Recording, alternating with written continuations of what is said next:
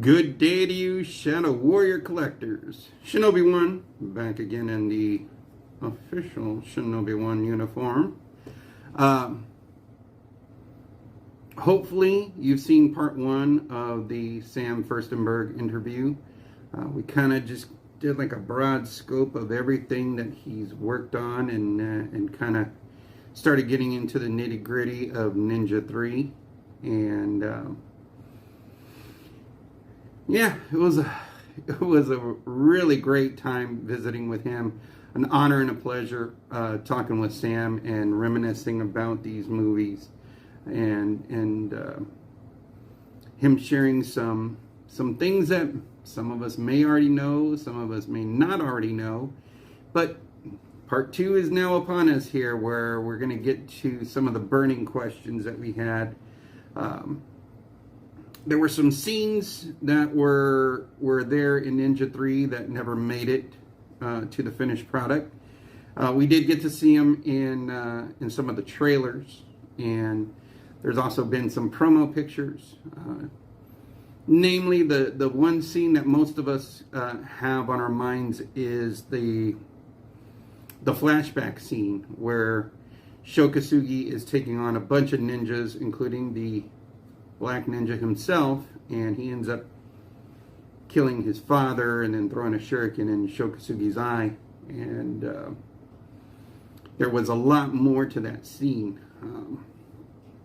Now, in the part 2, Sam's going to go into more details as to why that scene never made it into the finished product. It really didn't come down to the fact of it being not fitting into the movie, but really so much as just really in what canon has in their requirements when it comes to the numbers game, so to speak, when it comes to making a movie. So unfortunately, that scene, what we see of it is just in that trailer, because I also asked, which you'll see in part 2, about, is there ever going to be a director's cut, or are these scenes that we saw in like Ninja 3, where that fight between Shokasugi's character Yamada and the ninja, and of course the Black Ninja, will that ever be recovered? Also, we've seen a lot in the Revenge of the Ninja trailer where there are some extra scenes that also didn't make it, and a lot of it again is either due to the numbers portion of it when it comes to making a movie, or something's being submitted to the rating system, and the rating system sends back a movie saying, nah, it's a little too extreme, or something to that effect. So in part 2, you'll get to see that. That's like the first question that pops up in the beginning of part 2. So if you've been looking to find answers about this, because I know Shokasugi's mentioned it in his latest Q&A sessions on his YouTube channel. Sam kind of gives the other perspective of it as a director and as the administrators behind the film. Once actors do their scenes and stuff and so forth, it goes to the people that work on the actual production of the film, and then when that's brought to the higher ups, they give a yay or nay on certain things. So Sam also goes into detail about another scene in Ninja 3 that didn't make it as well. Some of y'all may know about this scene. I never knew about it. So this was really, awesome news to have shared with us here through this interview. So also, I did reach out to a few subscribers that I have regular conversations with to submit some questions, and so I was able to ask those questions. I had a bunch of questions for Sam for Ninja 3 that I was going to bring to the table, but I don't want this channel to be just about me, because there's a lot of other passionate fans about Ninja fandom that are a part of this channel. So again, I want to have that interaction with you guys.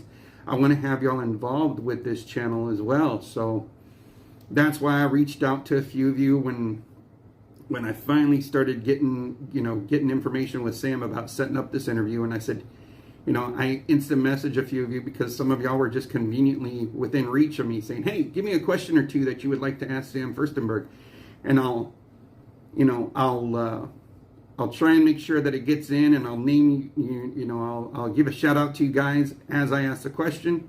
So for those of you that did submit questions, I was able to ask at least one question from each of you. I know some of you had a few questions, so I kind of had to just kind of pick some good ones because I didn't want to take up his entire day. I could take up his entire day if I had the opportunity. I'd be picking his brain still to this minute. I just had the interview yesterday, so I was really tired, and that's why you saw me in civvies last night when I uploaded the video, because I had to work and I didn't have any sleep because I have other things going on outside of here that are kind of keeping me awake at night. So a little bit of stressors here and there, but then I had work, and then as soon as I got off work, I had to change and get on and interview Sam. But it was such a great time. I had so much so much to share and ask of him. But again, I didn't want to overdo it. I want to be able to stay in his good graces, and then also be able to, come American Ninja's anniversary, I definitely want to sit down with him and talk to him, and maybe I'll have an American Ninja outfit from Bakazori Crafts. Link in the comments. So if you are still interested in one of these outfits, Bakazori Crafts, I'm always going to be promoting these guys because I love this outfit. This is my official outfit. Sorry. I love it. Just way too much. I paid for the damn thing. I'm wearing it. That's all there is to it. I didn't wear it yesterday because I wanted to wear the actual Ninja 3 one that I got.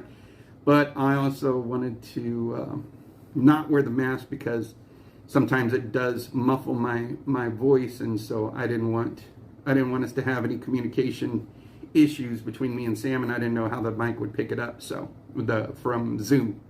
So anyway, this is what we're talking about. 40th anniversary coming up in September. Again, I wanted to get in some time with Sam now because I know closer to September he's probably going to get a lot of other YouTube channels that are also about these movies, reaching out to him and talking to him about these movies. Yeah, I kind of, as far as the video, what you see is pretty much everything that transpired in the conversation. It felt like just talking like one of my old buddies again, so when I started it off at the beginning, it was of him, checking the light and everything. I was like, I had to keep that in the video because I'm like, that is a director's mind, making sure the light's good and everything and the camera angles. So I was like, I had to do it, and even though Sam was like, go ahead and embarrass me with questions, I was like, hopefully I didn't embarrass him with that, because I just thought it was kind of cool that, even though he's retired from being a director, he's still looking for good camera angles, the lighting, everything, making sure that it's all, primo. So without further ado, if you haven't gotten Ninja 3 already on Blu-ray, go get it now. If you want to support the channel, which you can do so by getting one of these. So I know I'm pushing these out a little bit more because I think it's a cool shirt. Hopefully y'all do too. It's pretty plain and simple, but it does support the channel. So if you want to support me, if you like the channel, buy a shirt, please, if you want to. I'm not going to beg, but if you want to buy one, buy one. I think it's kind of cool. I think it'd be kind of cool to see it at conventions and stuff. Sam has one, so anyway, let's get right into it, folks. Shadow Warrior collectors, it's time to continue on with part 2 of the Sam Firstenberg interview. Let's watch it go.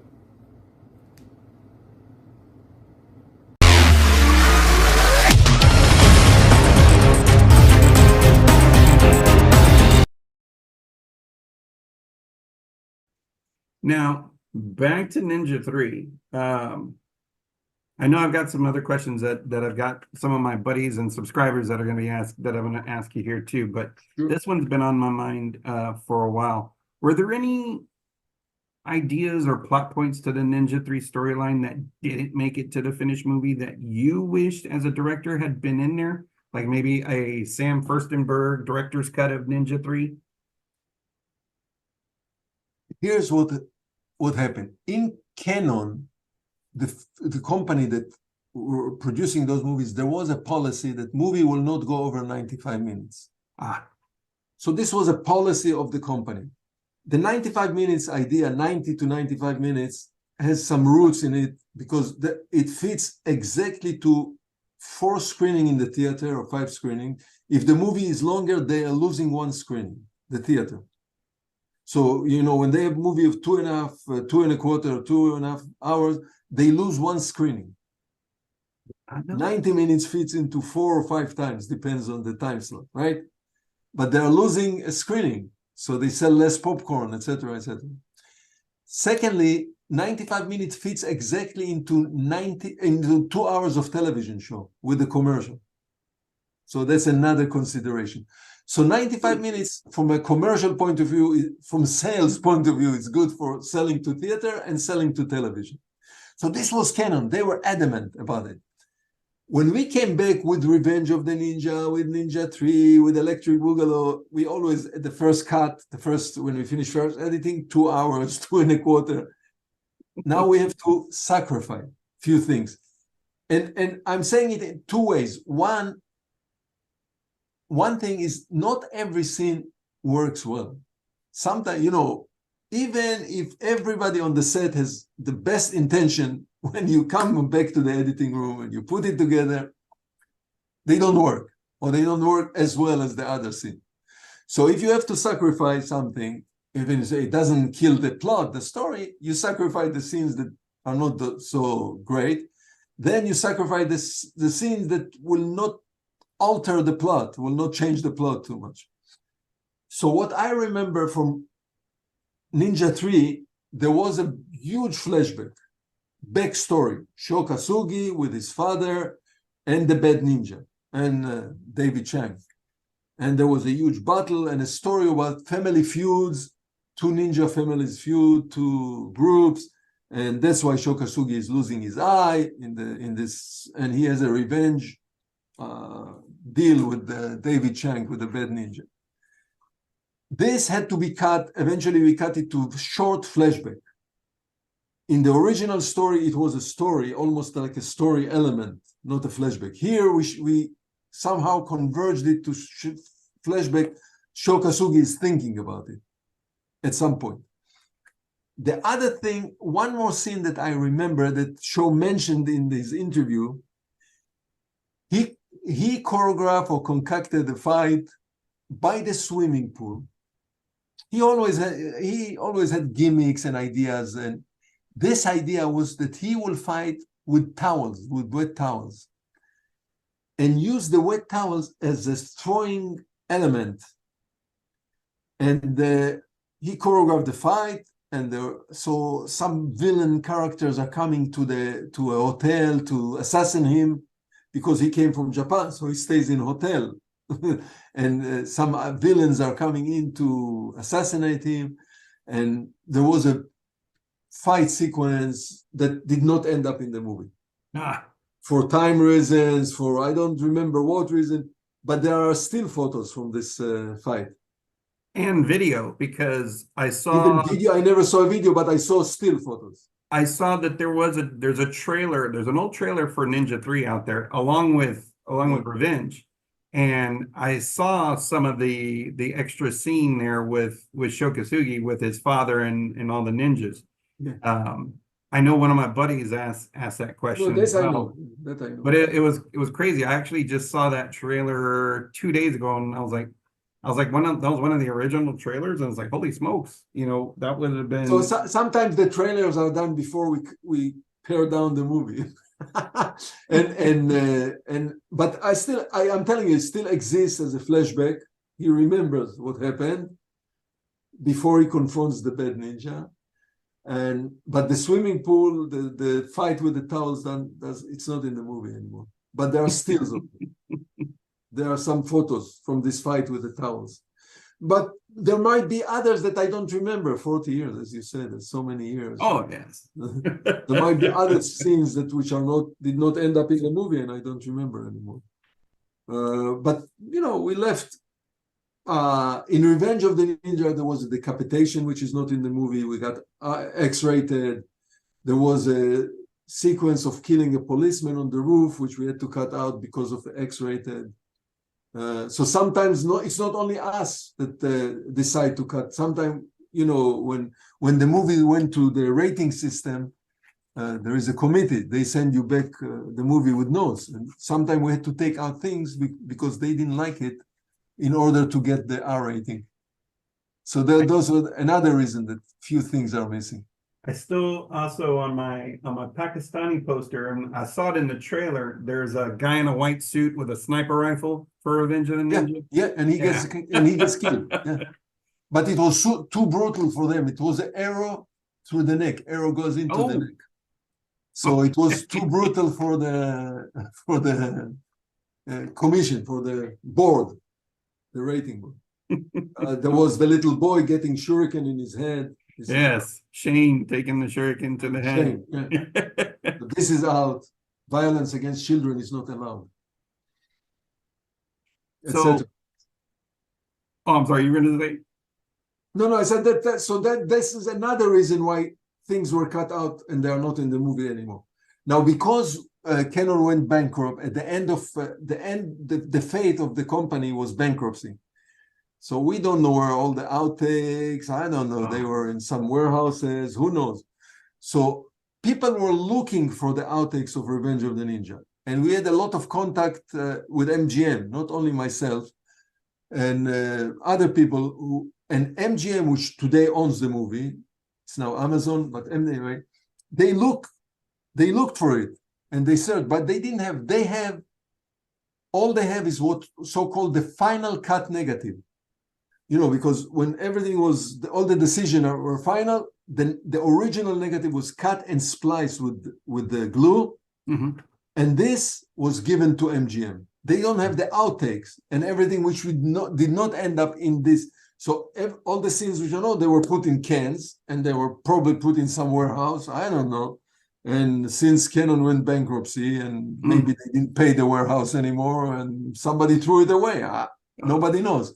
So MGM was looking for the missing scenes of Ninja 3: The Domination, and they couldn't find it. That's why I want to win the lottery, so we can buy some of that and get back into it. So we cannot recreate the 2-hour version. Exactly. So, do you feel like today, with how Hollywood is, with all the changes that has been done? Do you think that Ninja 3 would be a different movie if it were made today? Definitely. Because I'll tell you, nowadays, the economy of Hollywood nowadays, because of many, many reasons, streaming and any other, is divided into two groups, especially action. We're talking all the movies. Either it's a big studio event movie with big name stars, which get 20 million, 30 million for budget. I mean, you do Barbie, you do whatever, Oppenheimer. Big budget, big movie, The Fast and the Furious, 100 million, and go and spend it. Or the other part is very minuscule, small movies. There is no way to make money, to make profit on the medium-sized movies. So if people make today a movie where the budget is 5 million or 6 or 8 million, which is equivalent to the type of movies that we made then for 2 or 3 million, there is not enough selling power or buying power to recoup the investment and make profit. So the action movies became very small. And with the use of optical effect, computer, digital generator effect, you can make it smaller. There is a possibility to make it smaller, a smaller budget. So to make Ninja 3: The Domination, which was 8-week shooting, 2 units, about $2.5 million budget, $3 million budget in the 80s, I don't think it will be done. So either somebody will do a tremendous big movie with special effect galore and a big actress name with two big, famous, recognizable name actors, or it will be done in a very, very small budget, which will not have enough action. Our rule, John, was that half of the movie, 45 minutes, minimum 45 minutes, will be pure action. And story only 45-minute story. When you don't have budget and you have only 5 weeks or 4 weeks to make a movie, you have to produce a lot of dialogue scenes to fulfill the 90 minutes.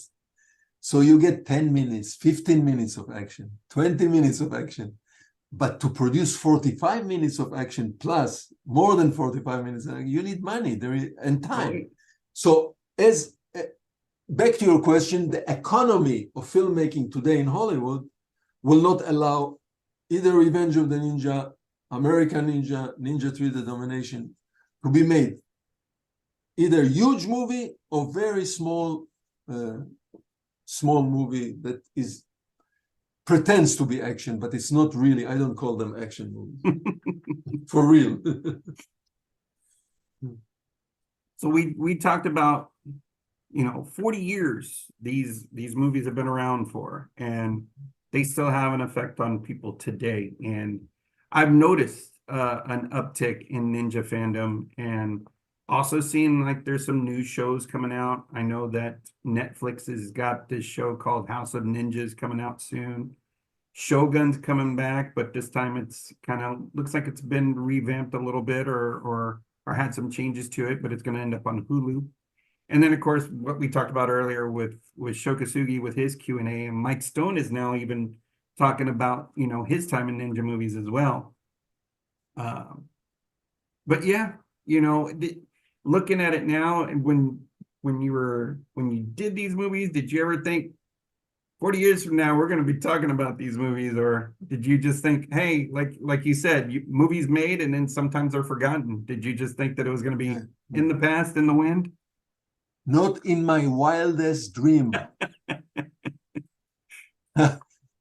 Again, most of movies, they disappear in I call it the abyss of time, tunnel of time. They go and then they disappear. Some movies survive. Rocky, Casablanca, Gone with the Wind, obviously. So some, not necessarily big budget. Rocky was a very small budget movie. Or Casablanca, both of them are sample of small budget movies that survive the years because they are good movies. But 90% of movies which are done in the world are kind of disappearing in this tunnel of time. And the more time passes, they go backward more and more deep into the cave. Of course, there are film fans and historians, but I'm talking about audience. So when we made those movies, we were sure that it's the same type of, the same fate will happen to those movies. They will disappear in my wildest dreams. I did not think that 40 years later, I will be 73 and I will sit here and talk with you.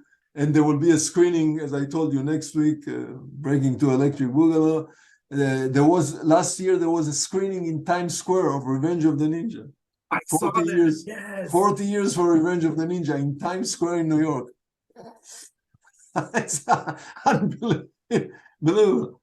I was invited just before the pandemic to a screening of here in a theater in Los Angeles, in a theater to Ninja 3: The Domination. Real screening with the 35mm print. Full house. People came dressed in ninja outfit, just like you. I have the photo. Nice. And of course, many people came to get my signature autograph. And the audience in the crowd, because Ninja 3 became a cult movie. It's kind of a cult movie because the strangeness of it and the quirkiness of it became a cult movie. So the audience are sitting in the crowd and they know all the lines by heart. Oh, yeah. Just like The Room, and they bounce the lines of the actors on the screen. I was amazed. I couldn't believe people in costume sitting there and bouncing lines with the screen, and they have comment loud. The screening was loud and rowdy, full house. So yeah, You're right. The answer to your question, no, we did not dream that this will happen. And it's awesome. It is for all of us because, again, for me, it's a surprise, this resurrection. And it did not happen in the first year. In the first 50, those movies really kind of died. The Ninja, Revenge, for the first 10 years, let's say we're going through the 90s and the early 2000s, they disappeared. And then suddenly, 15 years ago, I would say 15 years, I started to see this movement started slow, but then it got big, the tie got bigger and bigger of this nostalgic resurrection type of bringing back those movies. I know other movies also, which I did not direct, but that's part of this tie, part of this movement. And I was very surprised. I'm still surprised. Well, it's for me, I was always into the movies when I was younger, and then I again, yes, like you said, around the 90s and 2000s, I was, playing guitar, and I used to build rifles. I used to build guns here in Texas, and got older, and then I ended up wanting to, go back and look at some of the stuff that I had in storage because I had to move.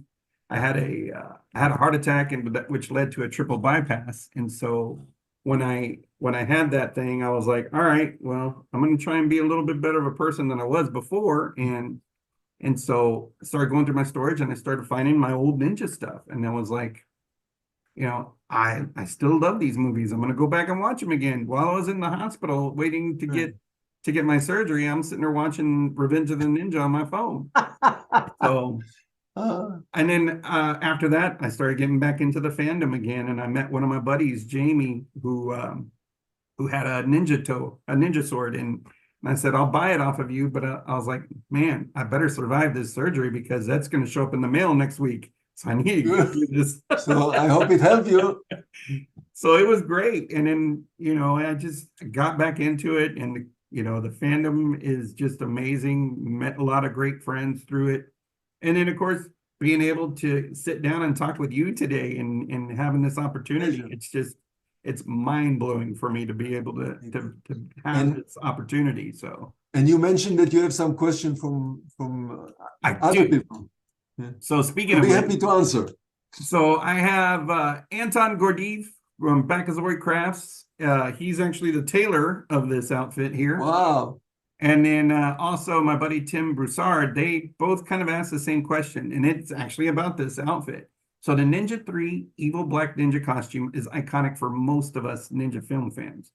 Do you know what the concept was behind this costume? Was it created for a desert environment, or was it just something to be different from the protagonist? Or yeah, you're right. Traditionally, if you go back to the Japanese tradition, ninja is a Japanese mythology. It's part of the Japanese culture, Japanese mythology, Japanese history. So it's black. To the best of my knowledge, I don't know. The uniform, the costumes of the ninja are black. To the best of my knowledge, I'm not an expert, but I had to read a few books. I had to read. Shokasugi made me read a few books about ninjas and ninja history, etc. And yes, but when we were ready to do Ninja 3D Domination, we decided with the people, with the art department, with the costumers, with the wardrobe people, that to distinguish, to make this a little bit different, we will have the evil guy, the bad ninja, wear this kind of military desert type of ninja outfit. By the way, this matured in American Ninja. The costume really got to the best level, this military ninja in American Ninja later. But yes, so this was the decision to distinguish between them, to give him some character, to the baddies, to the bad guys, and we came up with this kind of ninja. As a director of a movie, there is when a director prepares a movie, there are a lot of suggestion coming in, because many creative people work in a movie. Art department, special effects, costumes, etc. Many creative people work in the movie, and they like to come to the director with ideas. And as a director, you either listen, you don't listen, you accept some of those ideas, you veto other ideas, and etc. I like to work with a group of creative people. I really like it very much. And when I see when I hear good idea, I embrace it. I take it. So for me, I've mentioned to you before, John, for me, the ninja movies were not pure martial art movies. In my fantasy, in my world, those are James Bond ninjas. Let's put it this way, okay? So for me, this is a good idea. I don't have to stick. My frame mind, my imagination is that I don't have to stick to the martial art, pure martial art conventions. I want to open the movie to bigger audience. So when somebody came to me with this idea of military uniform ninja, I was very happy. I said, "Wow, that's a great idea. I really like it. Let's do it. Let's." And you know, by the way, in the movie Yojimbo, it's not totally original. In the movie Yojimbo, that everything is sword fight, and suddenly the bad samurai pulls out the gun at the final fight. So even Kurosawa embraced this idea that we have to open it up from only swords and so I remember, you know, there was the good samurai and the bad samurai, and suddenly in the middle of a fight he pulls out the gun out of his kimono. I remember that. he was thinking outside the box. So here we go. It's not totally, but this was my wish, not to do a martial art, pure martial art, or Hong Kong martial art type of a movie, but rather I would like the movies that I make to play for the kids in Indonesia, the kids in Sweden, the kids in Mozambique, wherever it goes, so they can identify it. And for most of the people in the world, cinema is Hollywood. Hollywood is cinema. They understand, everybody knows the language of the Hollywood type of cinema. Not everybody understands Ingmar Bergman, you know. So that's so if you stay in this this was my belief. In the track of the Western type of movie making, it will be accepted more readily around the globe for everybody, the language, the cinematic language of everyone. Awesome. So my buddy Brandon Seidel, I know that we talked about earlier about the mask, the Braden mask, and then also you've got the helmet and the boombox. And then you also got one of those as well. The Okasugi gave me. But my buddy Brandon Seidel, he was asking, because he's a prop guy like I am. We're all about movie props and costumes. Yeah. Were there other movie props that you either wanted to take home but didn't, or did you have some props that you considered like your bucket list props to have from your movies? Or okay, if we go back to your question about the resilience of those movies or the longevity of these movies, because we didn't believe in the longevity in this movie, I didn't see any use of collecting or taking. Or the mask appealed to me, so I took the mask. The only thing I took from Revenge of the Ninja is the mask. There is a photo of me in the mask. You can use it. The only thing that appealed to me. The radio, I took the radio because I have 3 daughters. At the time, they were kids. They were little. They wanted a boombox. So I bought it from the movie. You know, they sell the props. At the end of the movie, the company sells the props for a little bit money. The one big thing that I took from Revenge of the Ninja was I bought one of the motorcycles. The 3 motorcycles. There is the chase on the car. Steve Lambert is on top of the police car, and they are chasing the motorcycles on the dirt road. oh yes, and one of them goes into the water. One of the motorcycle. So one of those 3 motorcycle I bought, but it was not for not as a prop. You know, you don't necessarily identify it with the movies. It was just a motorcycle I used for many years. I don't have it anymore. Oh.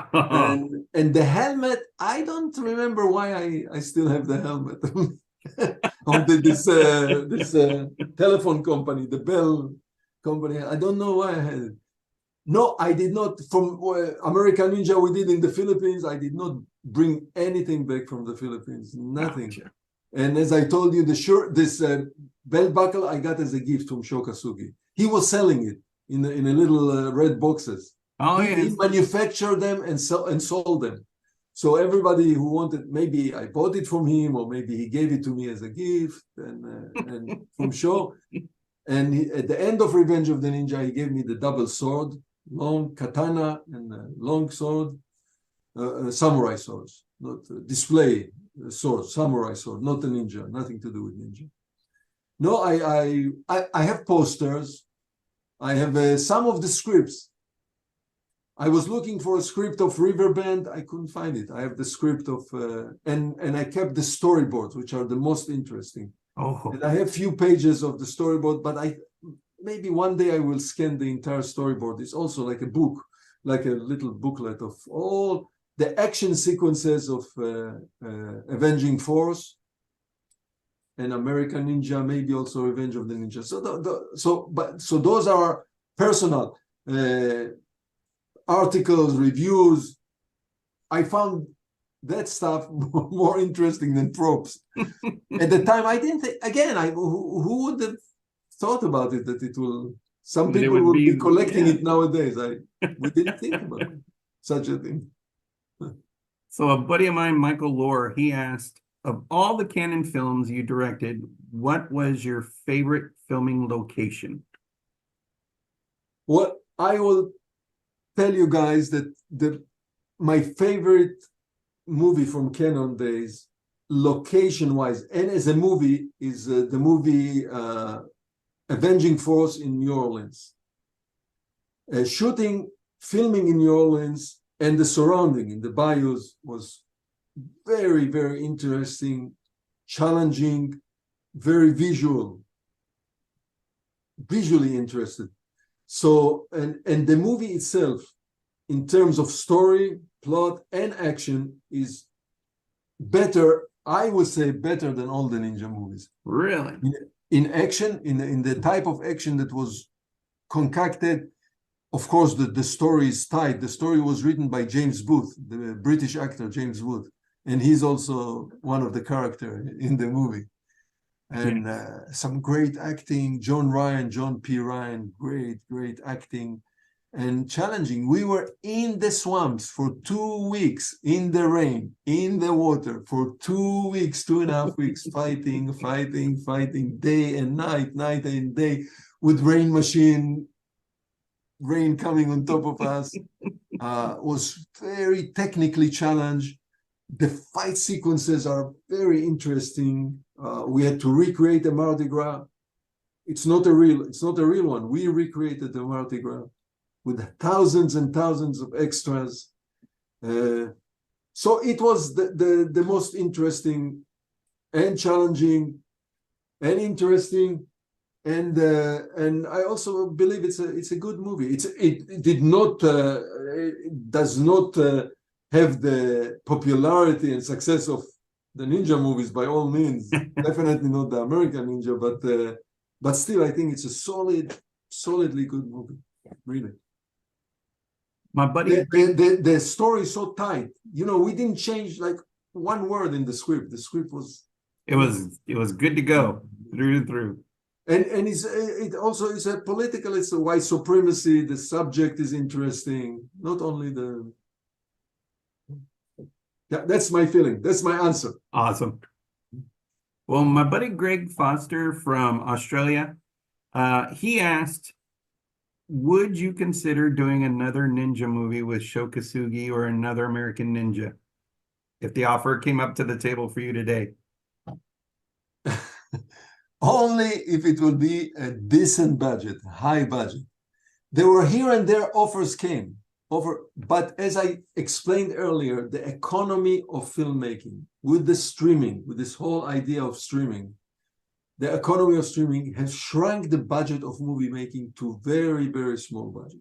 So even you mentioned that the streaming, they want to do television series, they want to do series, and I know that they have to, because of there is not a lot of money. Once in a while they have to do Game of Thrones. They have no choice. They need prestige product once in a while. But most of the streaming is cheaply made movies or cheaply made television show.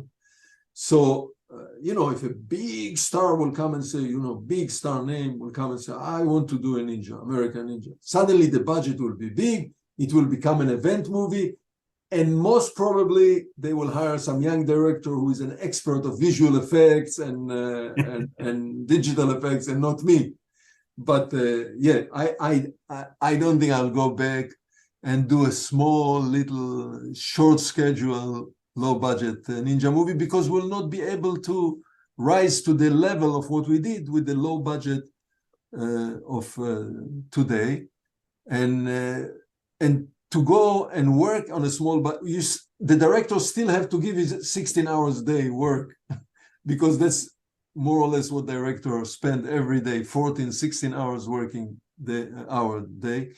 And to do the same thing, and the results are going to be small, minuscule little movie, not worth it. So yes, if somebody comes with a mega budget, I'm working on winning that lottery. I'll gladly, $40 million, I'll gladly do it.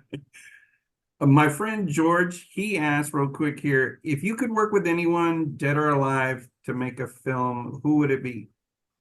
Wow, that's a good question.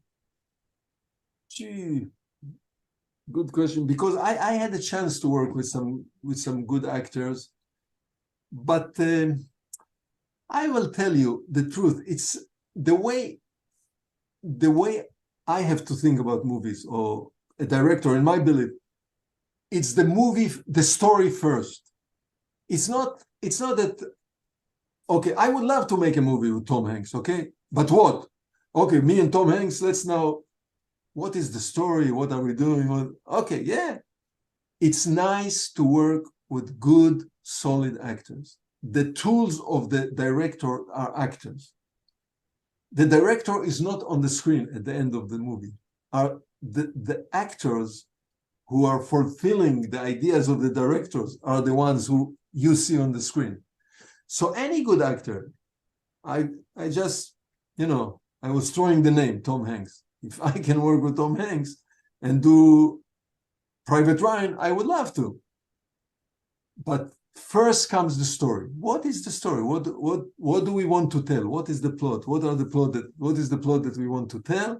What is the story we want to tell? Can we attach the right actors to do the job? And this is the main thing. I don't have like a dream actor I want to work with, but anyway, I'm not directing movies anymore. Second to the last question. But it would be an actor who is a good actor that can deliver, on the specific subject. I did not do comedies, but if you do a comedy, you want a good comedian actor, right? If you do action, you want a good action star actor who will deliver, who can perform the ideas that you have. I many times I say it's like a music conductor in an orchestra. A conductor stands in front of an orchestra and he makes music, but he doesn't play any instrument. He's not playing the violin, he's not playing the piano. There are other people who perform, who play, and the musicians. And if he doesn't have good musicians, he wants to work with good musicians. He wants to work with the conductor wants to work with the best violinist, the best pianist. So same thing with the director. Director wants to work with the best actors that will deliver great acting on his ideas, will execute the director's ideas. Awesome. So second to the last question is from my buddy Frank. Was there any plans for a Ninja 4, or was the creation of the American Ninja films considered to be the next chapter? So I believe so. The company, we made in the company, Canon was the company, Canon Film. We made Enter the Ninja, Revenge of the Ninja, Ninja 3, The Domination. Then I was a little bit busy. They entrusted me in my hand to do Breaking 2 Electric Boogaloo. But the buyers, when we say buyer, the foreign distributors would buy movies from the company. So let's say some German distributors, Chinese distributor, whatever, they come to the company, and that's how money is made. They buy the movie, the rights, and they pay. So I think there was a demand for more ninja. Don't give me more breaking, give me more ninjas. So the company wanted to do more ninja. They called me, called me into the office and to discuss and say, okay, we need another ninja movie, which is ninja number 4. Yeah, they don't care. They make movies to make money.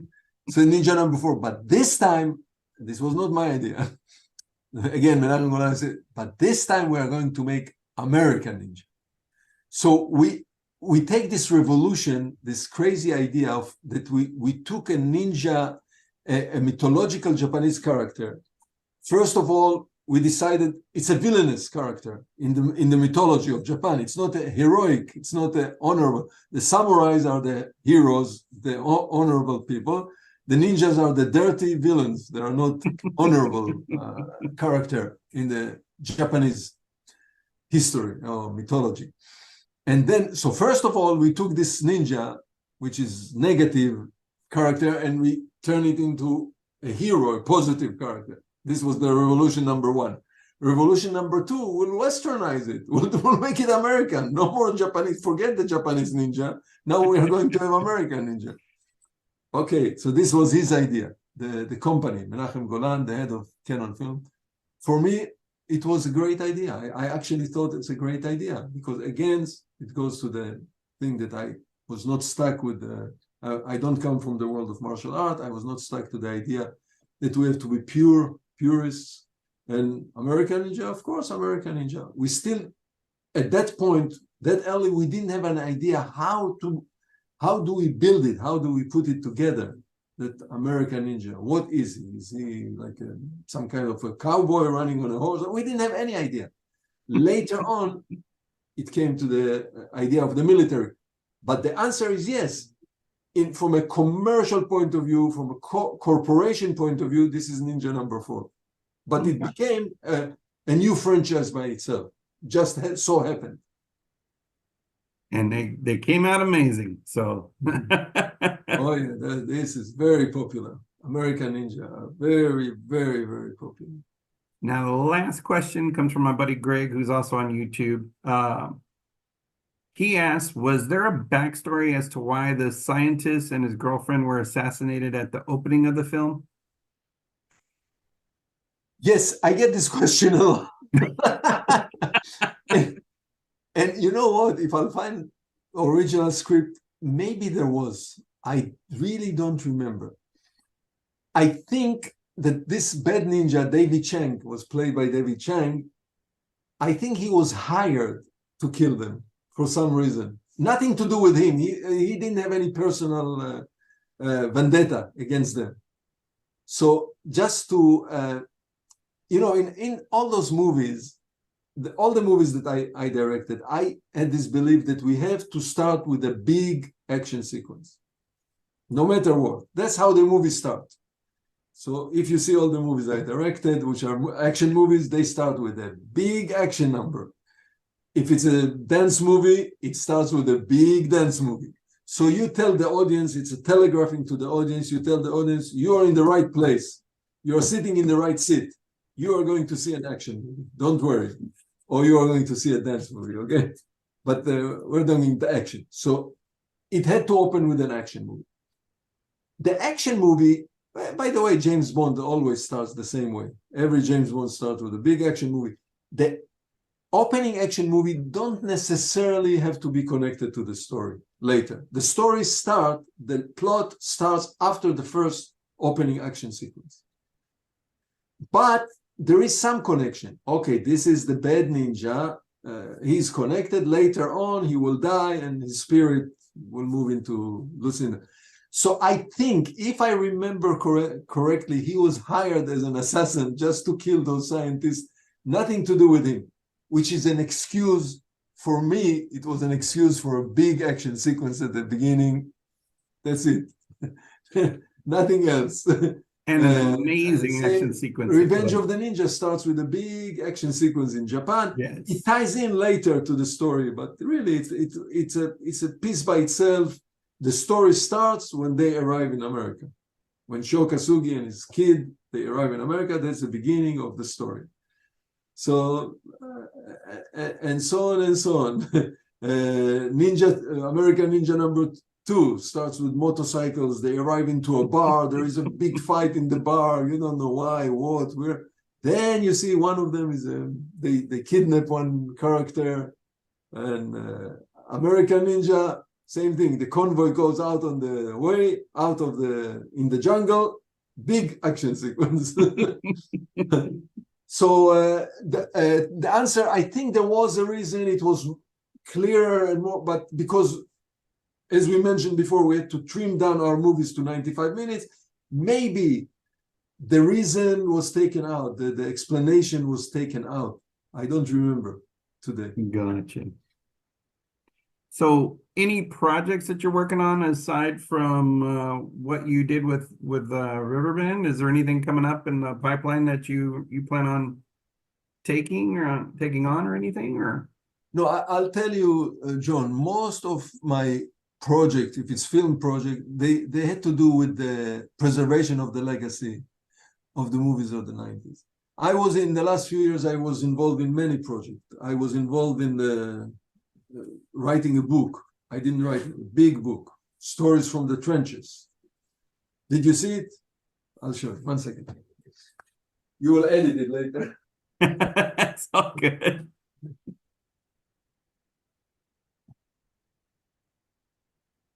Oh, wow. Is that still available for purchase? Yeah, Amazon, easy. I'm getting one. It's called Stories of the Trenches. Okay. And it's written by Marco Siedelman. He wrote this book. It's a book of interviews. He's a reporter. It's a book of interviews and many photos from the movies folks that I directed. So it is about the 80s. It's about the movies of the 80s, but the framework is the movies that I directed. Awesome. But it deals with the independent, low-budget genre movies of the 80s in general. So sometimes, if it comes, I'm involved in something like this, writing a book. But there is a lot of projects. I'm invited to many festivals. Of course, there was the pandemic in the middle that stopped that. But I'm invited to many festivals. I'm invited to screenings. I'm invited to or interviews like you, just like what we are doing right now. I'm doing a lot of this kind of interviews.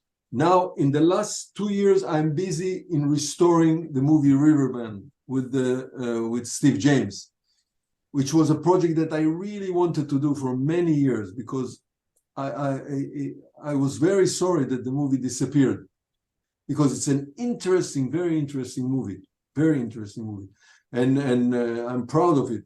So now we are busy with restoring it and preparing Blu-ray. We created 3 new posters from the movie.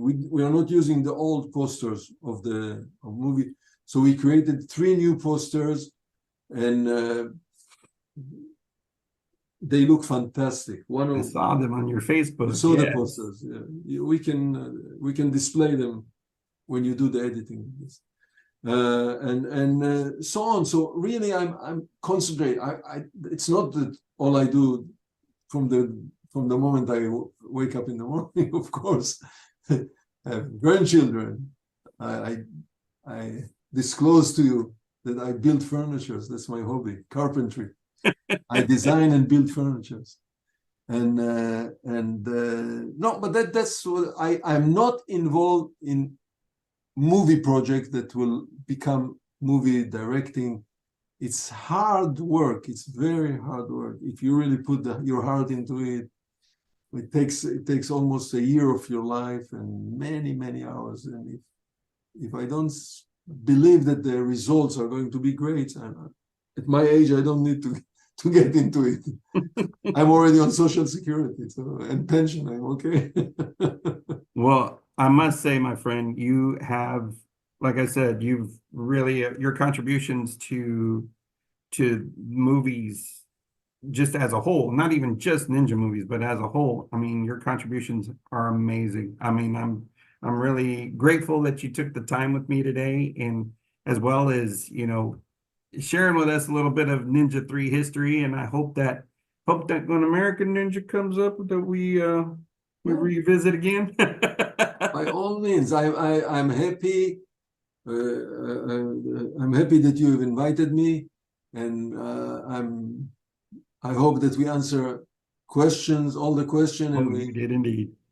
we found some. Every time I tell stories, I remember another little piece of of the puzzle that as again I say, it's 40 years passed by, and yeah, thank you very much for having me. It's a pleasure to. Thank you. I really appreciate your time, Sam. I mean, I was looking forward to this. It was like last night, my neighbor's car alarm was going off like all hours of the night. And I was like, I'm not going to get any sleep. And I got to make sure that I get some sleep because I did not want to like be all droopy eyed talking to you. I did have my 3 rescue cats that are running around, my 3 rescue kittens running around here. So that's why every once in a while you see me looking like, don't do it. Over No, to the side here. But really, as you say, people who are interested, they can visit my Facebook page, which is Sam Firstenberg. I have a website, samfirstenberg.com, Instagram, and I have a YouTube channel. And in the YouTube channel, there are a lot of interviews like this, or reviews of the movie and interviews. So if people are interested, same thing, Sam Firstenberg YouTube channel. And there is this book that I've mentioned. It's great if somebody wants to read stories. I will definitely be posting a link to that. And since we close and you can cut it, I will send you a link to a Dropbox folder with pictures of Ninja 3: The Domination, or any other pictures you are interested to use. I appreciate it. And of course, you can download from the internet the posters of Riverbend if you want. Anything that you see that you would like, or you have the pictures of me with Frank Nussel. There is this guy. There is a website. There is a page which is dedicated only to Ninja 3: The Domination. I don't know if you saw it. Yes, by an English couple. They are writing. Yes. Yeah. But Frank is one of the guys that asked about Ninja right. 4. He's one of my Frank, buddies. So. So Frank asked me to take a picture with the boombox with the helmet together. So there is this picture. Yes. If you're interested, either it's on the internet, or I can also again send it to you through the messenger. This picture of the boombox and the helmet. Yeah, this is the only thing I have from from Ninja 3: The Domination. Those 3 little things. Those 2 little things. And as I told you, I used to have the motorcycle. I don't have it anymore. Awesome. One of the 3 motorcycles. One of them went into the drink. I really appreciate it, Sam. Thank you so much for spending this time with me. So really, I will send you the link to the messenger. And if you have any other photo that you want, ask me and I will send it to you.